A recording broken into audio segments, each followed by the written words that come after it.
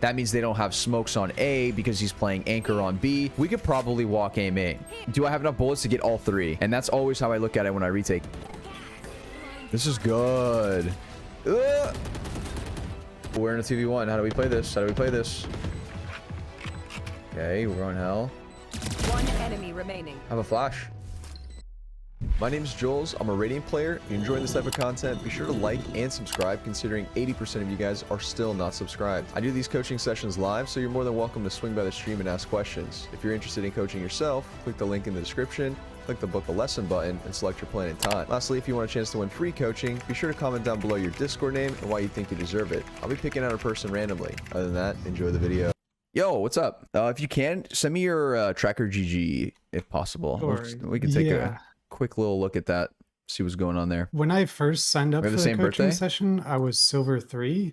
Okay. But I'm actually plat 1 now. Oh, okay. So, that's really good. I'm not a good player. I don't think I'm a good player, but I just have a high win percentage. Well, there's something you're doing right. You don't just accidentally, let me just say you don't accidentally get a good win percentage. Yeah, wow, your Sky 63% win rate. So this is really good.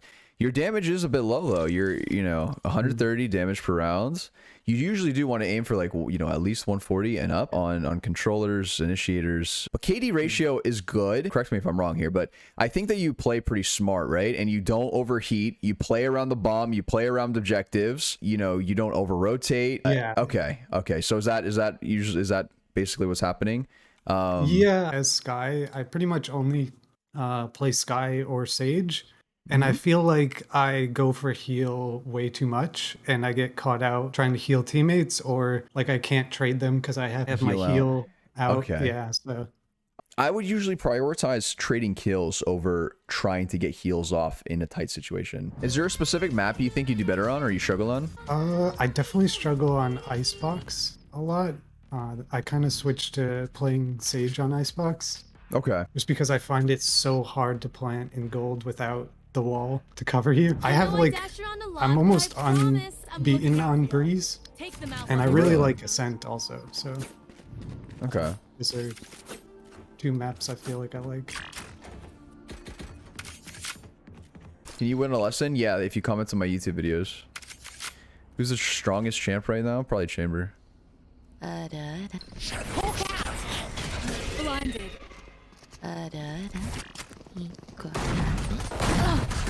Spike down A. Oh. Cover going out. In the right corner. One enemy remaining. Flawless. Wow. Okay, so that was... I think the first flash, you weren't able to take any sort of value out of that, Like, you do get a blind there, but you couldn't really capitalize on that. Second one was great. That was really good. I like the way that you threw the pop flash and then immediately peeked right afterwards. You try to look for a fight. You saw that you didn't get anything, and then you went back into cover, right? So that's exactly what you want to do with your flashes. You want to pop them, try and go for a free kill. If you don't get a free one, just fall, right? You just go back to what you were doing. Ooh. Oh. I actually I like that play. I like that play. Yeah, I thought because it's a save round, I thought I'd do something more aggressive. Yes, yeah, absolutely right. No, I actually really like that. I really like that. Holy shit. Jollz, your voice isn't fucked. Your mom is fucked by me. Oh yeah. Last night's stream was so funny. It was fun. Yeah, playing with Sykkuno and Glitter. It was cool. It was content. 5v4. Crosshair placement. Okay, flash for the info. This is really good. I actually really like how they flash for info here. And then they rotate, yeah? Probably fight with their KO here. Right side, right side. That's unfortunate. That's unfortunate that your teammate decided to kind of fight there. Which, you wanted to play. I could tell that you wanted to play around your teammate, so then you decided to peek mid with your teammate, and you ended up dying because of the kind of positioning that your teammate took there. Sometimes, like, I would probably just dog. If we knew that he was on the right there, maybe just pull out the dog and see if you can get a tag or two. I really like that you're flashing for info, though, before you're rotating, right, on B.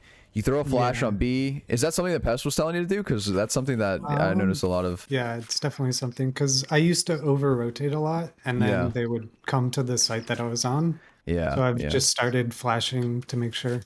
Okay. Yep.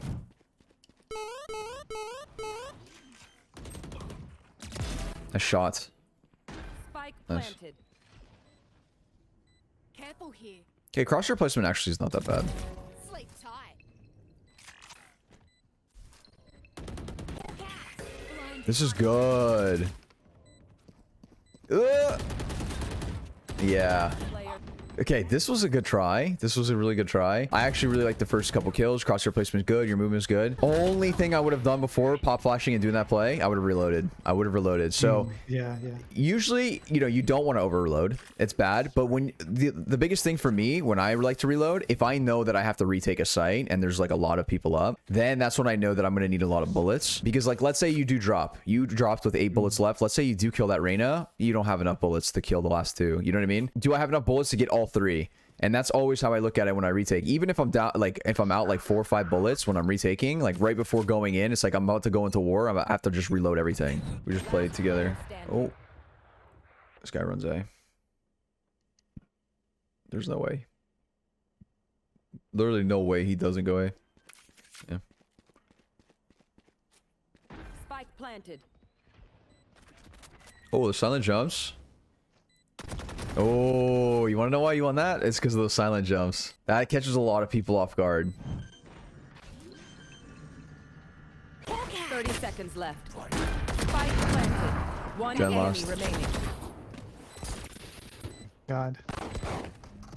Nice. I think the biggest thing to work on would be your positioning a little bit and gun control a tad. So those are like Yeah, the main definitely. 2. But everything else, no, it's good. It's looking good. Oh, I'm curious how they play this one. Okay, it's a 2v1. Let's see. Watching for the info. Great. We know these stairs. Now we just need to play off of each other. You hear him in sight? You can probably pop flash again. Yeah. Very nice, yep. Yeah, I like the way that you guys were playing that, right? The 2v1, nobody was peeking. You know, you're trying to play off of his contact. He pushes into sight. You have a flash. That's a free. That's basically textbook right there. Gun here. Spike planted. One enemy remaining. Time to hunt. I can see why his damage per round is pretty low, but he's playing this well. I actually like the way he plays. I really do. This is a very He's a madman. safe. This is a very safe way to play the game and a very good way to rank up. It's how you should be playing the game. This is one thing I don't like about grouping up, and this happens a lot in plat, low diamond, where they usually like to group up and not do anything. You know, like you'll dog out, you'll flash out, and everyone's just still in main. You know, no one's doing anything. Yeah. Last player standing. Blinded. Ooh, we're in a 2v1. How do we play this? Okay, we're going hell. One enemy remaining. Have a flash. He's behind the box. Oh, that's right. He crossed behind the box as soon as you popped the flash. It was unlucky. I'm gone in. I gotta stay high.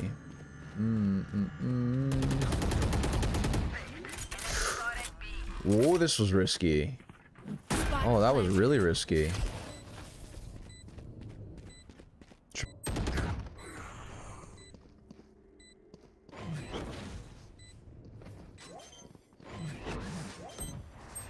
Here.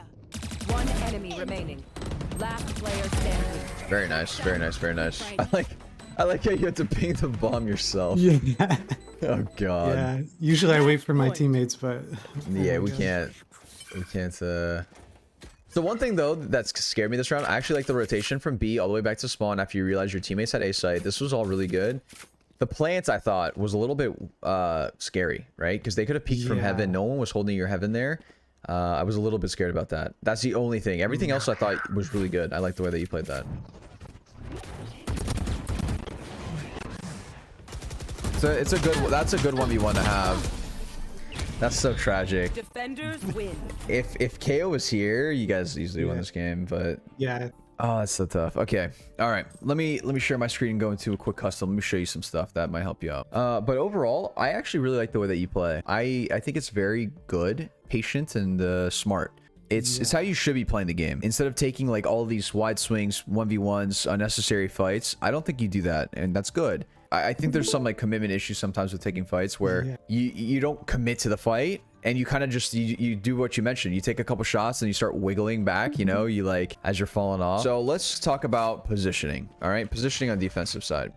So don't like the spot. This spot isn't the best. It's a one and done. What is a one and done spot? It's basically like if there's two people here in B main, one guy swings out, you do kill him because he's not looking at this angle. After this first guy dies, his teammates coming around the corner, you're getting traded, right? That is the pure definition of a one and done spot. So this is a very important concept to understanding when you should be taking gunfights. And that's why I wouldn't really like peeking that.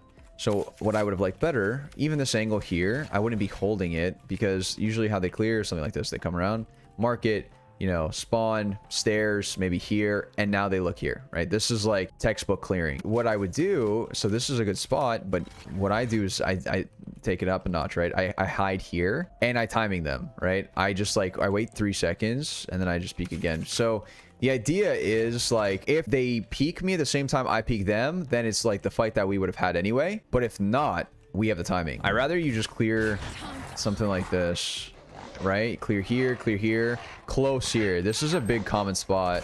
And then you go stairs with it, maybe. Ao was knifing. He was playing A or tree area and knifing A, or playing mid here and then knifing top mid. So he was kind of floating around, but everything else was right. So now that we know where everyone's playing, we know where Reyna was playing. She was pushing cat almost every round. That's how I was able to call her on her shenanigans, like a couple of rounds in a row. And we know Chamber's playing somewhere. So, you know, with that kind of stuff in mind, we can start playing around that sort of info, right? If we know that, okay, Brim is playing B, that means they don't have smokes on A because he's playing anchor on B. We could probably walk A main. Another thing too, if you guys fail on A site, don't fall into the trap of autopiloting next round B. This is a big problem in plat and low diamond.